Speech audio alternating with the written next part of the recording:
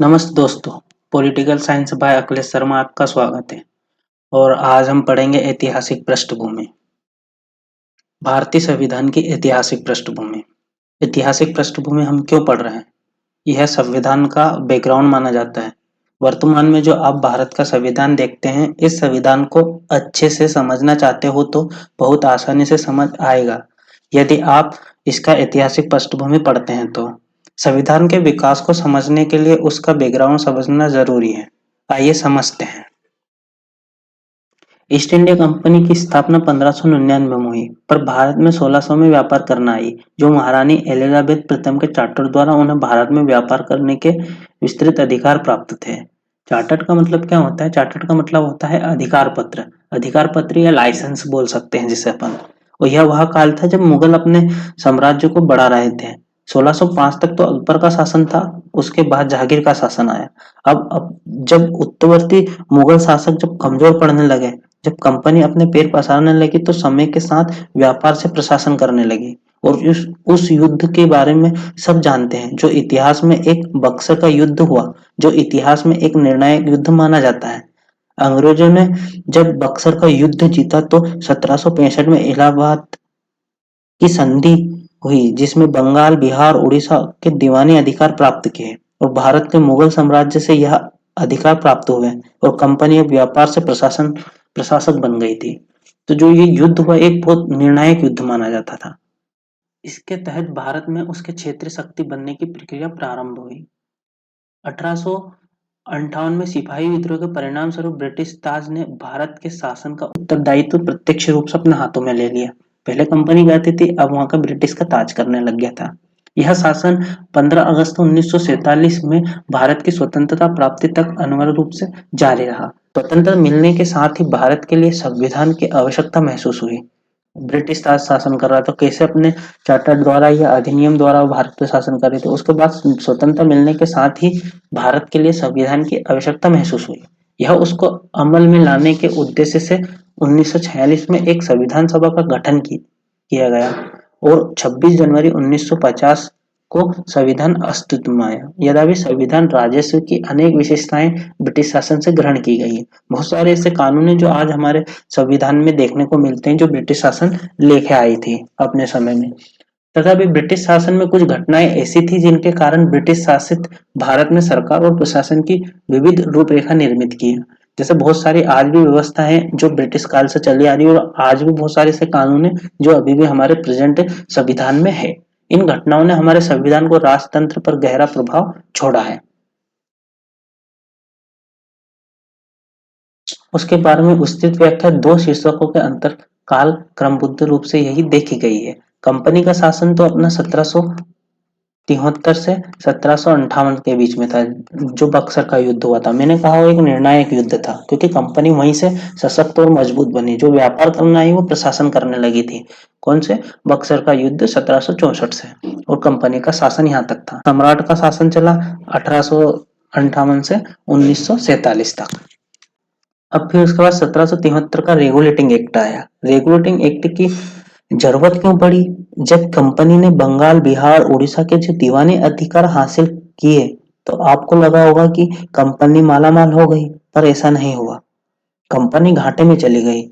क्यों चली गई? क्योंकि उसके कर्मचारी ने आपस में इतनी धांधली मचाई और भ्रष्टाचार करने लगे कि कंपनी के कर्मचारी रातों रात अमीर बन गए। इतने अमीर कि देश के मतलब अमीरों में शुमार होने लग गए। ईस्ट इंडिया कंपनी परेशान हो गई। अब करे तो करे क्या? ईस्ट इंडिया कंपनी ने ब्रिटेन की सरकार से रिक्वेस्ट की कि आप कुछ भी करके, कैसे भी करके आप इन कर्मचारी से बचाएं, भ्रष्टाचार को रोकें। और ब्रिटेन सरकार ने कहा ठीक है, करते हैं। और 1773 का रेगुलेटिंग एक्ट पास किया और कहा कि हम रेगुलेट करेंगे कंपनी को। अब कंपनी, ये जो कंपनी थी ना, अब इसको रेगुलेट करने का काम कौन करेगी? ब्रिटिश सरकार करेगी, ब्रिटेन सरकार करेगी। और ब्रिटेन सरकार ये चाहती थी कि एक व्यापार करने गई छोटी सी कंपनी कैसे शासन करने लग गई और इतने बड़े लेवल पे शासन करने लगे, इतनी शक्तिशाली बन गई। तो कंपनी चाहती थी कि हम कब हमको मौका मिलेगा हम कंपनी को अपने कब्जे में ले लें। और उनको ये कंपनी ने मौका दे दिया ब्रिटेन सरकार को, और उन्होंने फिर इनकी गर्दन दबोच ली। इस अधिनियम का अत्यंतिक संविधान महत्व था। यह भारत में ईस्ट इंडिया कंपनी के कार्यों को नियमित और नियंत्रित करने की दिशा में ब्रिटिश सरकार द्वारा उठाया गया पहला कदम था। इससे पहले कंपनी का कोई कदम नहीं था। इससे पहले कंपनी स्वयं अपना कार्य करते थे। ब्रिटिश सरकार का यह पहला कदम था। इसके द्वारा पहली बार कंपनी के प्रशासनिक और राजनीतिक कार्यों को मान्यता भी मिली। इसी के तहत इसके द्वारा भारत में केंद्र प्रशासन की नींव भी रखी गई। भारत में केंद्र प्रशासन की नींव का मतलब क्या है कि उस टाइम 3 बड़े स्टेट हुआ करते थे। 3 जहाँ पे ब्रिटिश कंपनी का शासन हुआ करता था, जो ब्रिटेन ने ले लिया था। एक तो बंबई था अपना, यहाँ पे एक उड़ीसा था अपना और एक बंगाल था। तो केंद्र प्रशासन की नींव कैसे रखी गई कि जो इसका भी गवर्नर था और यहाँ पे भी गवर्नर था और यहाँ पे भी गवर्नर था। तो ये दोनों गवर्नर को किसके बंगाल के गवर्नर के अधीन कर दिया था। इसलिए इसके द्वारा भारत में केंद्र प्रशासन की नींव रखी गई थी। इस अधिनियम की प्रमुख विशेषता इस प्रकार थी। इस अधिनियम द्वारा बंगाल के गवर्नर को बंगाल का गवर्नर जनरल पद नाम दिया गया एवं उसकी सहायता के लिए एक 4 सदस्य कार्यकारी परिषद का गठन किया गया। इससे पहले गवर्नर लॉर्ड वारन हेस्टिंग थे। तो मैंने आपको जैसे बताया कि जो केंद्र प्रशासन की नींव रखी गई थी, एक तो मुंबई, उड़ीसा और बंगाल था। तो इनके जो गवर्नर थे, इनको किसका अधीन कर दिया? बंगाल के गवर्नर को। और बंगाल के गवर्नर को क्या कहने लगे? बंगाल का गवर्नर जनरल। तो ये उनको एक पद दे दिया। और पहला बंगाल का गवर्नर जनरल कौन था? लॉर्ड वारेन हेस्टिंग थे। अब क्या भाई, इतना बड़ा प्रशासन, 3 बड़े बड़े स्टेट थे, मुंबई, उड़ीसा और बंगाल। अब इनको चलाने के लिए उसको एक टीम की जरूरत थी ना, एक ग्रुप के, एक संगठन की जरूरत थी, जिससे वो सरकार को अच्छे से चला सके या प्रशासन कर सके। तो 4 सदस्य कार्यकारी परिषद का गठन किया है। इसे काउंसिल भी बोलते हैं। इसमें टोटल कितने सदस्य हो गए? इसमें एक 4 तो सदस्य और एक गवर्नर जनरल, टोटल मिला के 5 सदस्य हो गए, जो प्रशासन भी कर रहे थे और व्यापार की व्यवस्था, सारी चीजें ये लोग देख रहे थे। इसके द्वारा मद्रास, बंबई के गवर्नर बंगाल के गवर्नर जनरल के अधीन हो गए, जबकि पहले सभी प्रेसिडेंट्स के गवर्नर एक दूसरे से अलग थे। जो मैंने अभी आपको बताया था कि 3 बॉम्बे और मद्रास के जो गवर्नर थे वो सब स्वतंत्र थे, पर रेगुलेटिंग एक्ट के आने के बाद में बंगाल के गवर्नर जनरल के अधीन हो गए, क्योंकि चलाना है ना, शासन चलाना है, क्योंकि तीनों अलग थे। अब ब्रिटेन को जवाब देना है, इनको किसी कंपनी को जवाब नहीं देना।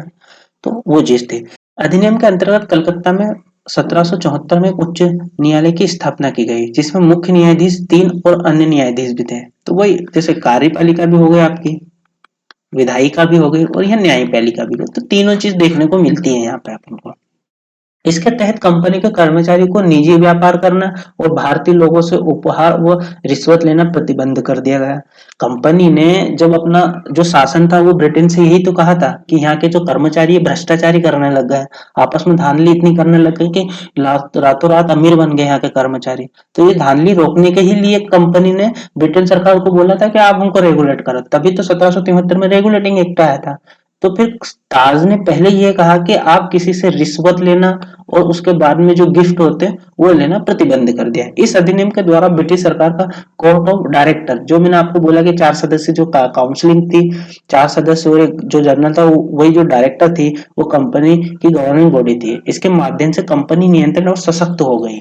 तो इन वो चारों पांचों लोग शासन करते, प्रशासन करते थे, और जो भी कंपनी का लेखा देखा होता था वो ब्रिटेन सरकार को सौंपते थे। इसमें भारत में इसके राजस्व, नागरिक और सैन्य मामले की जानकारी भी ब्रिटिश सरकार को देनी आवश्यक कर दी थी। उसके बाद 1781 का संशोधन अधिनियम आया। जब 1773 में एक एक्ट पास किया गया था, तो फिर 1781 में एक और एक्ट क्यों पास किया गया? इसका क्या कारण था? आइए जानते हैं। रेगुलेटिंग एक्ट 1773 की खामियों को ठीक करने के लिए ये एक्ट आया था। 17 रेगुलेटिंग एक्ट 1773 में खामियां क्या थी? रेगुलेटिंग एक्ट में ये खामी थी कि जो कर्मचारी थे कंपनी के कर्मचारी, इन पे 2 लोगों का नियंत्रण था। किन किन का? एक तो 4 सदस्य की जो काउंसिल बनी थी, वो सुप्रीम कोर्ट जो सुप्रीम कोर्ट जो कोलकाता में बनी थी रेगुलेटिंग एक्ट के तहत, वो दोनों ही इस पे नियंत्रण कर रही थी। और दोनों नियंत्रण करने की वजह से कर्मचारी उसका ठीक से काम नहीं कर पा रहे थे। यही कारण था कि वो जो एक्ट, रेगुलेटिंग एक्ट आया था, उसके जो खामियां थे उनको यहाँ पे सेटल किया गया था। इस कानून के गवर्नर जनरल तथा काउंसिल को सर्वोच्च न्यायालय से क्षेत्राधिकार से भरे रखा, जो मैंने उसी अभी बताया। उसके उसी प्रकार कंपनी के सेवकों को भी उनके कार्य करने के दौरान की गई कार्रवाइयों के लिए सर्वोच्च न्यायालय के क्षेत्राधिकार से मुक्त कर दिया, जो मैंने अभी आपको बताया।